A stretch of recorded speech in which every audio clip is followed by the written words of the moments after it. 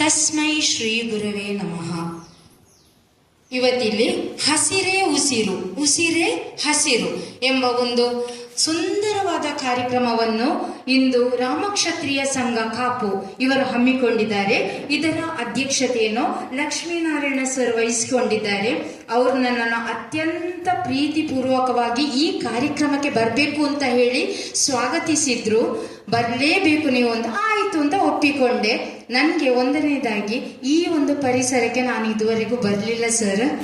ಹಾಗೆ ನನಗೆ ನೀವು ಒಂದು ಕರೆದಿದ್ದೀರಿ, ಮೊದಲಿಗೆ ನಿಮಗೆ ವಂದನೆಗಳನ್ನು ಸಲ್ಲಿಸ್ತಾ ಇದ್ದೇನೆ. ಅದೇ ರೀತಿಯಾಗಿ ಈ ಒಂದು ಕಾರ್ಯಕ್ರಮದಲ್ಲಿ ಭಾಗಿಯಾಗಿರುವಂತಹ ಮುಖ್ಯ ಅತಿಥಿಗಳಾಗಿರುವಂತಹ ಮಂಜುನಾಥ ಸರ್ ಆಗಿರ್ಬೋದು, KT ಸರ್ ತಮಗೂ ಸಹ ಹೃದಯಸ್ಪರ್ಶಿ ವಂದನೆಗಳನ್ನು ಸಲ್ಲಿಸ್ತಾ ಇರ್ತೇನೆ. ಮುಸ್ತಕ್ ಸರ್ ಇದ್ದಾರೆ. ಹಾಗೆ ಈ ಒಂದು ಕಾಪು ಸಂಘದ ಉಪಾಧ್ಯಕ್ಷರು ಇಲ್ಲಿ ವೇದಿಕೆಯಲ್ಲಿ ಉಪಸ್ಥಿತರಿದ್ದಾರೆ. ಇವರೆಲ್ಲರಿಗೂ ನನ್ನ ಹೃದಯಾಂತರಾಳದ ವಂದನೆಗಳು. ಹಾಗೆ ಇಲ್ಲಿ ಈ ಒಂದು ಕಾರ್ಯಕ್ರಮಕ್ಕೆ ಆತ್ಮೀಯ ಬಂಧುಗಳು ತಾವೆಲ್ಲರೂ ಆಗಮಿಸಿದ್ದೀರಿ. ಅದರಲ್ಲೂ ಇಂದು ಇಲ್ಲಿ ಯುವ ಜನಾಂಗ ವಿದ್ಯಾರ್ಥಿಗಳು ಎದ್ದು ಕಾಣ್ತಾ ಇದ್ದಾರೆ. ನನಗೆ ತುಂಬಾ ಸಂತೋಷವಾಯಿತು. ಮಕ್ಕಳು ಇಲ್ಲಿ ಕಾಣ್ತಾ ಇದ್ದಾರೆ. ಯಾವುದೇ ಸಂಘಕ್ಕೆ ಹೋಗಿ ದೊಡ್ಡ ದೊಡ್ಡ ಸಂಘಗಳು ಅನೇಕ ಇದೆ, ಆದರೆ ಅಲ್ಲಿ ಮಕ್ಕಳನ್ನು ನಾವು ಬೆರಳೆಣಿಕೆಯಷ್ಟು ನೋಡಬಹುದು. ಈ ಒಂದು ಸಂಘದಲ್ಲಿ ಮಕ್ಕಳು, ನನಗೆ ಮಕ್ಕಳಂದ್ರೆ ತುಂಬಾ ಪ್ರೀತಿ. ನಾನೋರ್ವ ಶಿಕ್ಷಕಿಯಾಗಿದ್ದು ಮಕ್ಕಳ ಜೊತೆಗೆ ಹಗಲು ಫುಲ್ ಮಕ್ಕಳದ್ದು ಬೆಳಗ್ಗೆಯಿಂದ ಸಾಯಂಕಾಲದವರೆಗೆ ಮಕ್ಕಳ ಜೊತೆಗೆ ಇರ್ತೇನೆ. ಆಯ್ತಾ, ಇನ್ನು ಮನೆಗೆ ಬಂದ್ಮೇಲೆ ಪುನಃ ಮಕ್ಕಳದೇ ಕಾಲ್, ಮಕ್ಕಳದೇ ಏನಾದರೂ ಮೆಸೇಜ್, ಮಕ್ಕಳದೇ ಏನಾದರೂ ಕೆಲಸಗಳಿರ್ತದೆ. ಅವರಿಗೆ ಏನಾದರೂ ವಾಟ್ಸಪ್ ಗ್ರೂಪ್ನಲ್ಲಿ ಹಾಕುವಂಥದ್ದು ಇಂಥದ್ದೆಲ್ಲ ಮಾಡ್ತಾ ಇರ್ತೇನೆ, ಚಟುವಟಿಕೆಗಳಲ್ಲಿ ಭಾಗವಹಿಸ್ತಾ ಇರ್ತೇನೆ.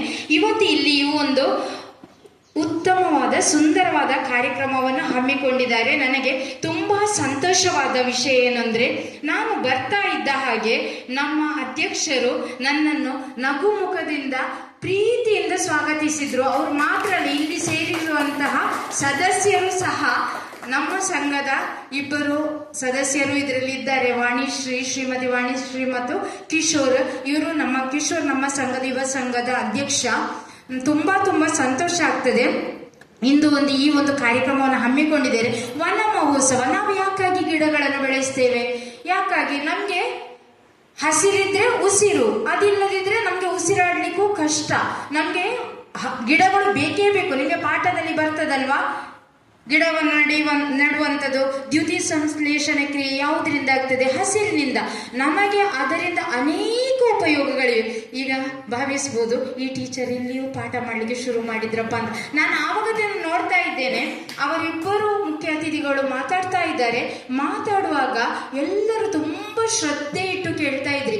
ಗಮನವೆಲ್ಲ ಅತ್ತ ಕಡೆಯೇ ಇತ್ತು, ಯಾರೊಬ್ರು ಮಾತಾಡ್ತಾ ಇರ್ಲಿಲ್ಲ. ಎಲ್ಲ ತುಂಬಾ ಖುಷಿ ಆಯ್ತು. ಇಷ್ಟೊಂದು ಶಿಸ್ತುಬದ್ಧ ಅಚ್ಚುಕಟ್ಟಾದ ಒಂದು ಸುಂದರ ಕಾರ್ಯಕ್ರಮ ಸರ್. ಲಕ್ಷ್ಮೀನಾರಾಯಣ ಸರಿಗೆ ಒಂದು ದೊಡ್ಡ ಚಪ್ಪಾಳೆಯನ್ನು ಹೊಡೆಯಿರಂತೆ. ಅದೇ ರೀತಿ ಇಲ್ಲಿ ಸೇರಿರುವಂತಹ ಸರ್ವ ವಿದ್ಯಾರ್ಥಿಗಳಿಗೂ ಸಹ ನಮ್ಗೆ ಗಿಡ ನೆಡ್ತೇವೆ ಸರಿಯಪ್ಪ. ಈಗ ನಮ್ಗೆ ಮಂಗಳೂರು ನಗರದಲ್ಲಿ ಇಲ್ಲಿ ನಮ್ಗೆ ಸ್ಥಳ ಇಲ್ಲ, 2 ಸೆನ್ಸು 3 ಸೆನ್ಸು, ನಾವೆಲ್ಲಿ ಗಿಡ ನೆಡ್ಲಿ? ನಮ್ಮ ಮನೆಯೇ ಅದು ಫುಲ್, ಆ ಸ್ಥಳವನ್ನು ಮನೆಯೇ ಆವರಿಸ್ತಿರ್ತದೆ. ಹಾಗಿರುವಾಗ ನನಗೆ ಇಲ್ಲಿಗೆ ಬಂದ ತಕ್ಷಣ ನೆನಪಾದದ್ದು ನನ್ನ ಅಜ್ಜಿ ಮನೆ. ನನ್ನ ಅಜ್ಜಿ ಮನೆಯಲ್ಲಿ ಮೊದಲು ಚಿಕ್ಕದಿರುವಾಗ ನಾವು ಅಜ್ಜನ ಜೊತೆಗೆ, ಇವರು ಹೇಳಿದ್ರು ಸರ್, ಈಗಾಗಲೇ ನಮಗೆ ಕೃಷಿ, ನಮ್ಮ ಉದ್ಯೋಗ ಮೊದಲು ಕೃಷಿಯಾಗಿತ್ತು. ನಮ್ಮ ಪೂರ್ವಜರು ಕೃಷಿಯಲ್ಲಿ ತೊಡಗಿಸಿಕೊಂಡ್ರು. ಅವರನ್ನವರು ಎಲ್ಲ ಕೃಷಿಯೇ ಮಾಡುವ, ಹೆಚ್ಚಿನವರು ಕೃಷಿಕರು. ನಾವೇನ್ ಮಾಡ್ತಿದ್ದೆವು, ಗದ್ದೆಯಲ್ಲಿ ಯಾವ ಬೆಳೆ ಬೆಳೀತಿದ್ದೆವು? ಸೌತೆಕಾಯಿ ಬೆಳೀತಿದ್ದೆವು. ಆಗ ಸೌತೆಕಾಯಿ ಎಲ್ಲ ಮತ್ತೆ ಅದು ಬೆಳೆದ ಮೇಲೆ ಅದನ್ನು ತಂದು ಅದಕ್ಕೆ ಒಂದು ಸುಣ್ಣದಿಂದ ಒಂದು ಬೊಟ್ಟ ಎಲ್ಲ ಇಡ್ಲಿಕ್ಕೆ ಉಂಟು, ಇಟ್ಟುಕೊಂಡದ ಮೇಲೆ ತೂಗಿ ಹಾಕ್ಲಿಕ್ಕೆಲ್ಲ ಇದೆ. ಆ ಒಂದು ಸಂಪ್ರದಾಯ ನಮ್ಮಲ್ಲಿ ಇತ್ತು ಮೊದಲು. ಮತ್ತೆ ಬೋಳಿ ಹೀರೆ ನೆಡ್ತಿದ್ರು ಅಜ್ಜ. ಅದೇ ತರ ನನ್ಗೊಂದು ಭಾರೀ ಒಂದು ಹುಚ್ಚು, ಯಾವುದು? ತುಳಸಿ ಗಿಡ ಉದ್ದಕ್ಕೆ ನೆಡುದು. ತುಳಸಿ ಬೇಕೇ ಬೇಕಲ್ಲ ನಮ್ಗೆ, ಅದು ನಮ್ಮ ಹಿಂದೂಗಳ ಸಂಪ್ರದಾಯ ಸಂಸ್ಕಾರ. ಮತ್ತೆ ನಮ್ಗೆ ತುಳಸಿ ಪೂಜೆಗೆ ಮನೆ ಎದುರಿಗೆ ಒಂದು ತುಳಸಿ ಬೇಕೇ ಬೇಕು, ನೆಡ್ಲೇಬೇಕು. ಏನಿದೆ ಅದು ನಮ್ಮ ಅನೇಕ ನಮಗೆ ಬರುವಂತಹ ದಾರಿದ್ರ್ಯ, ಶೋಕ, ದುಃಖ ನಾಶಕವಾಗಿ ಎಲ್ಲವನ್ನು ಇದು ನಿವಾರಿಸುವಂತಹ ಒಂದು ಶಕ್ತಿಯುತ ಗಿಡವಾಗಿದೆ. ಅದೇ ತರ ಅದು ಒಂದು ಔಷಧೀಯ ಗುಣವುಳ್ಳಂತಹ ಒಂದು ಗಿಡವಾಗಿದೆ. ತುಳಸಿಯಿಂದ ನಾವು ಕಷಾಯ ಮಾಡಿ ಕುಡಿತೇವೆ. ಅದೇ ತರ ನಾನು ಆಯುರ್ವೇದದಲ್ಲೂ 7 ವರ್ಷ ಕೆಲಸ ಮಾಡಿದ್ದೇನೆ. ಆಯುರ್ವೇದ ಹೇಳಿದ್ರೆ ಏನು? ಆಯುರ್ವೇದ ಗಿಡ ಮೂಲಿಕೆಗಳನ್ನು ಬಳಸಿ ಮಾಡುವಂಥದ್ದು. ಆಸವಾಗಿರ್ಬೋದು, ಅರಿಷ್ಟ ಆಗಿರ್ಬೋದು, ಲೇಹ ಆಗಿರ್ಬೋದು, ಅದೇ ರೀತಿಯಾಗಿ ವಟಿ ಅಂದ್ರೆ ಗುಗ್ಗುಳು ಅಂದ್ರೆ ಅದು ಮಾತ್ರೆಗೆ ಹೇಳುವಂಥದ್ದು.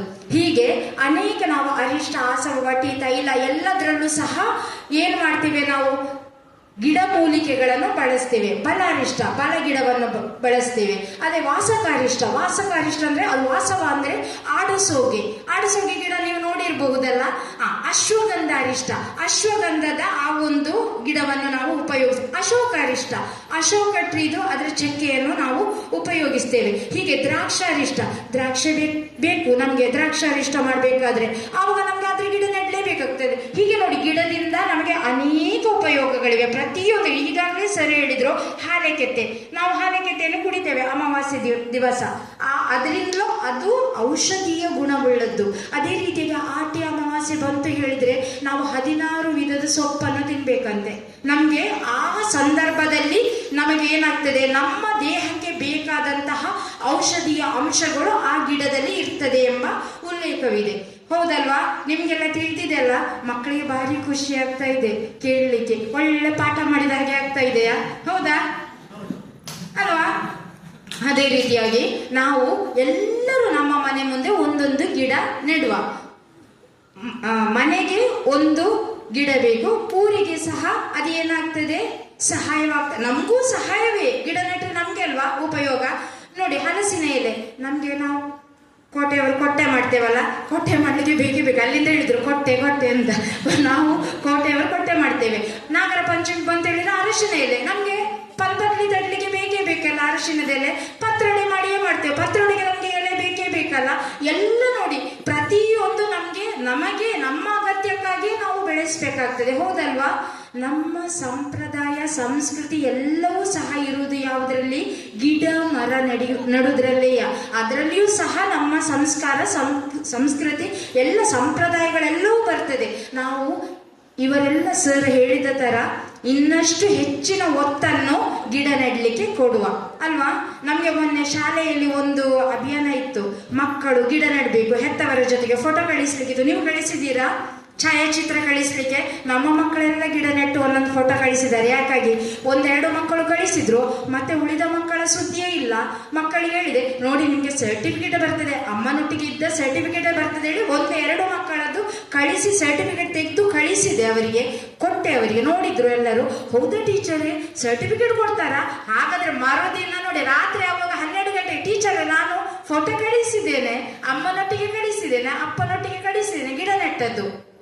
ಎಲ್ಲರೂ ಪಾಪ ಕೆಲವರಿಗೆ ಮನೆಯಲ್ಲಿ ಸ್ಥಳ ಇಲ್ಲ, ಚಟ್ಟಿಯಲ್ಲಿ ನೆಟ್ಟಿದ್ದಾರೆ. ಪರವಾಗಿಲ್ಲ, ನೀನು ಚಟ್ಟಿ ಎಲ್ಲ ಮಡಿಕೆ ಎಲ್ಲ ನೆಟ್ಟಿದೆಯಲ್ಲ, ಕಳಿಸಿ ನೋಡಿ ನಿನ್ಗೆ ಸಹ ಸರ್ಟಿಫಿಕೇಟ್ ಬಂತು ಅಂತ ಮರುದಿನ ಬೆಳಗ್ಗೆ ಹೇಳಿದೆ ಅವರಿಗೆ. ಭಾರಿ ಖುಷಿ ಆಯಿತು ಮಕ್ಕಳಿಗೆ. ನೋಡಿ, ಮಕ್ಕಳ ಮನಸ್ಸು ಮುಗ್ಧ ಮನಸ್ಸದು, ಅದು ಅದರಲ್ಲಿ ಎಂಥ ಕಲ್ಮಶಗಳಿರುವುದಿಲ್ಲ. ಈಗ ನಾನು ಗಿಡದ ಬಗ್ಗೆ ಹೇಳಿ ಆಯಿತು, ಸಂಘ ಸಂಸ್ಥೆಗಳ ಬಗ್ಗೆ ಸ್ವಲ್ಪ ಹೇಳ್ತೇನೆ. ನಮಗೆ ಸಂಘ ಸಂಸ್ಥೆ, ನಾವು ಯಾಕಾಗಿ ಸಂಘಕ್ಕೆ ಬರ್ತೇವೆ? ಯಾಕಾಗಿ? ಮನೆಯಲ್ಲಿ ಏನೋ ಅದು ಇದು ಇರ್ತದೆ, ಸರ್ವಸಾಧಾರಣ, ಪ್ರತಿಯೊಬ್ಬರಿಗೆ ಇರ್ತದೆ ಅವರವರದೇ ಆದ ಜವಾಬ್ದಾರಿಗಳು, ಅಥವಾ ಮನೆಯಲ್ಲಿ ಸಂಕಷ್ಟಗಳು, ಅಥವಾ ಏನೋ ಬೇಸರ, ಗೊಂದಲ, ಏಕಾಂಗಿತನ, ಒಂಟಿತನ, ಇವೆಲ್ಲವೂ ಸರ್ವಸಾಧಾರಣ. ನಾವು ಸಂಘ ಸಂಸ್ಥೆಯಲ್ಲಿ, ಭಜನೆಯಲ್ಲಿ, ಸಾಹಿತ್ಯದಲ್ಲಿ ನಮ್ಮನ್ನು ನಾವು ಯಾಕಾಗಿ ತೊಡಗಿಸ್ಕೊಳ್ತೇವೆ? ಮನಸ್ಸಿನ ಒಂದು ದುಃಖ ಬೇಸರ ದೂರವಾಗ್ಲಿ ಅಂತ. ಅದೇ ನಾವು ಇಲ್ಲಿ ಬಂದು ಇಲ್ಲಿ ಗಲಾಟೆ ಮಾಡುದು, ಸಂಘದೊಳಗೆ ಗಲಾಟೆ ಮಾಡುದು, ನಮ್ಮಲ್ಲಿ ಅನ್ಯೋನ್ಯತೆ ಇಲ್ಲ, ಇಲ್ಲಿ ನಮ್ಮಲ್ಲಿ ದ್ವಂದ್ವ, ಏನೋ ಅವರನ್ನು ಕಂಡ್ರೆ ಇವರಿಗೆ ಅವರು, ಇಲ್ಲಿ ಏನೋ ಒಂದು ಟೀಕೆಗಳು, ಇವೆಲ್ಲ ಬೇಕಾ? ನಮ್ಗೆ ಬೇಡಲ್ಲ. ನಾವೆಲ್ಲರೂ ಒಂದೇ ಮನಸ್ಸಿನಿಂದ ಅನ್ಯೋನ್ಯತೆಯಿಂದ ಹೋಗ್ಬೇಕು. ಆಗ ಸಂಘ ಸಂಸ್ಥೆ ಸಂಘಟನೆ ಇನ್ನಷ್ಟು ಸದೃಢವಾಗ್ತದೆ. ಸತ್ಯವಾ? ಹೌದಲ್ವಾ? ಮತ್ತೆ ಇನ್ನೊಂದು ವಿಚಾರ ಏನು ಅಂದ್ರೆ, ಸಂಘ ಸಂಸ್ಥೆಯಲ್ಲಿ ಕಾಲಿಟ್ಟ ಮೇಲೆ ಪದಾಧಿಕಾರಿಗಳಾಗಿರ್ತೇವೆ. ಇರ್ಲಿಯಪ್ಪ, 1 ವರ್ಷ 2 ವರ್ಷ, ಹೆಚ್ಚುದ್ರೆ 3 ವರ್ಷ 4 ವರ್ಷ ಹೇಳ್ತಾರೆ, ನೀವೇ ಆಗಿ ಅಂತ. ನನಗೂ ಒತ್ತಡ ಬಂದಿತ್ತು. ನಮ್ಮ ಸಂಘದಲ್ಲಿ ರಾಮಕ್ಷತ್ರಿಯ ಸೇವಾ ಸಂಘ ಮೂರ್ತಿ ಸುರತ್ಕಲ್, ಅಲ್ಲಿನ ಅಧ್ಯಕ್ಷೆ ಆಗಿದ್ದೆ ನಾನು. ಅಂದ್ರೆ ಮಾತೃ ಸಂಘದ ಅಧ್ಯಕ್ಷೆ. ಮಹಿಳಾ ಸಂಘದ ಸರ್ವಸಾಧಾರಣ ಆಗುವುದು ಇದ್ದದ್ದೆಯ, ಆದ್ರೆ ಮಾತೃ ಸಂಘಕ್ಕೆ ಅಧ್ಯಕ್ಷೆ ಆಗಿದೆ. ಆ ಸಂದರ್ಭ 2 ವರ್ಷ ಆಯಿತು. 3ನೇ ವರ್ಷಕ್ಕೂ ಹೆಚ್ಚಿನವರ ಒತ್ತಡ ಬಂತು. ಇಲ್ಲ, ನೀವೇ ಮುಂದುವರಿಯಿರಿ ಅಂತ ನಾನೇನು ಮಾಡಿದೆ, ಆ ಸಭೆಯಲ್ಲಿ, ಮಹಾಸಭೆಯಲ್ಲಿ ಎಷ್ಟೇ ಹೇಳಿದ್ರು, ಯಾರನ್ನೂ ತಿಳ್ಕೊಂಡ್ರೆ ಯಾರೂ ಒಪ್ಪಲಿಲ್ಲ. ಯಾಕಂದ್ರೆ ಅದು ಜವಾಬ್ದಾರಿ ಅಲ್ವಾ. ಜವಾಬ್ದಾರಿಯನ್ನು ನಿಭಾಯಿಸುವುದು ಅಷ್ಟೊಂದು ಸುಲಭವಲ್ಲ. ಟೀಕೆಗಳು ಏನೇನೋ ಬರ್ತದೆ, ಹಲವು ಅಲ್ಲಿ ತ್ಯಾಗ ಬೇಕು, ಸಹನೆ ಬೇಕು. ಟೀಕೆಗಳಿಗೆ ನಾವು ಸ್ಪಂದಿಸಬೇಕು. ಈ ಎಲ್ಲಾ ಮನೋಭಾವವು ನಮ್ಮ ಜೊತೆಗಿದ್ರೆ ಮಾತ್ರ ನಾವು ಮುಂದುವರಿಲಿಕ್ಕೆ ಸಾಧ್ಯ. ಎಲ್ಲವನ್ನು ನಾವು ತಗೊಳ್ಬೇಕು. ಏನು ಕೆಲವರು ಹೇಳಿದ್ರಲ್ಲಿ ಅಲ್ಲಿ ಗಲಾಟೆ ಮಾಡುದು, ಓಡುದು ನಮ್ಮಿಂದ ಕಷ್ಟ ಉಂಟು ಅಂತ ಸಂಘ ಸಂಸ್ಥೆ ಮುಂದಕ್ಕೆ ಹೋಗ್ಲಿಕ್ಕೆ ಆಗುವುದಿಲ್ಲ.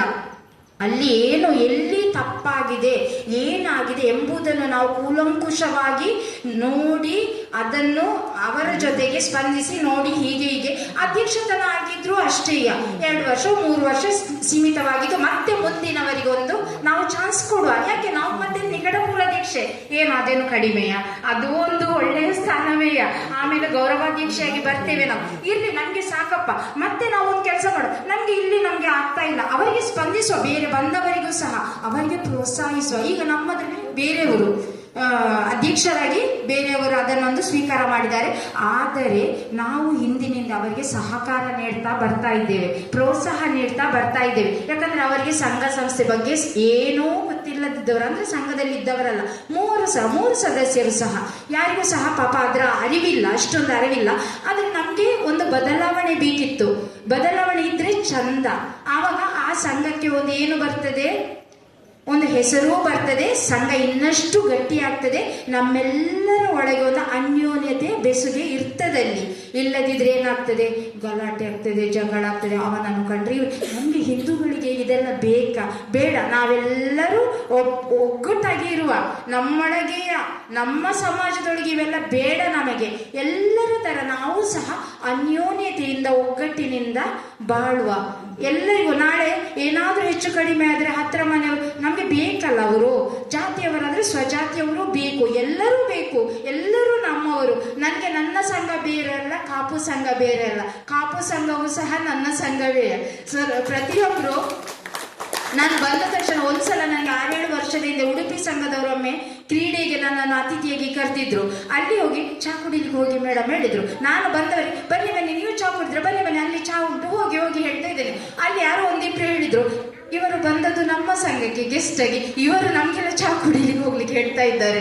ಅಂದ್ರೆ ನನಗೆ ಅಲ್ಲಿ ಅದು ಬೇರೆ ಸಂಘದವರಿಲ್ಲ. ಯಾಕಂದ್ರೆ ಅಲ್ಲಿ ಇರೋದೆಲ್ಲ ನನಗೆ ಬೇಕಾದವರು, ಬಂಧುಗಳಿದ್ರು, ನನಗೆ ಬೇಕಾದವರೇ ಇದ್ದದ್ದು. ಉಳ್ಳಾಲ ಸಂಘಕ್ಕೆ ಹೋಗ್ಲಿ ಎಲ್ಲ ನನ್ನ ಸಂಬಂಧದವರೇ ಇದ್ದಾರೆ. ಮಂಗಳೂರು ಸಂಘಕ್ಕೆ ಹೋದ್ರೆ ಅಲ್ಲಿಯೂ ನಮ್ಗೆ ಬೇಕಾದವರೇ. ಏನೋ ದೂರದ ಸ್ವಲ್ಪ ಬಂಧುತ್ವ ಇದ್ದೇ ಇದೆ ನಮ್ಗೆ. ಹಾಗೆ ನಾವೆಲ್ಲರೂ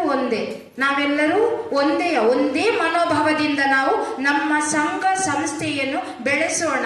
ಎಲ್ಲರೂ ಎಲ್ಲರೂ ಒಳ್ಳೆಯವರಾಗಬೇಕು, ಎಲ್ಲರೂ ಸಹ ಬೆಳಿಬೇಕು ಅಲ್ವಾ. ನಾವೆಲ್ಲರೂ ಬೆಳಿಬೇಕು. ಎಲ್ಲ ಆತ್ಮಕ್ಕೂ ಸಹ ಒಂದು ಆಸೆ ಇರ್ತದೆ ಅವರವರಿಗೆ, ನಾವು ಬೆಳಿಬೇಕು. ನಾವು ಪಾಪ ಕೆಲವರು ಹೇಳಿಕೊಳ್ಳುವುದಿಲ್ಲ, ಮನಸ್ಸಲ್ಲಿ ಇರ್ತದೆ, ಅಯ್ಯೋ ನಾನು ಬರಬೇಕು, ನಾನು ಇರಬೇಕು. ಇಲ್ಲಿ ನೀವು ಬಂದು ಕೂತ್ಕೊಳ್ಬೇಕು ಒಂದು ದಿನ.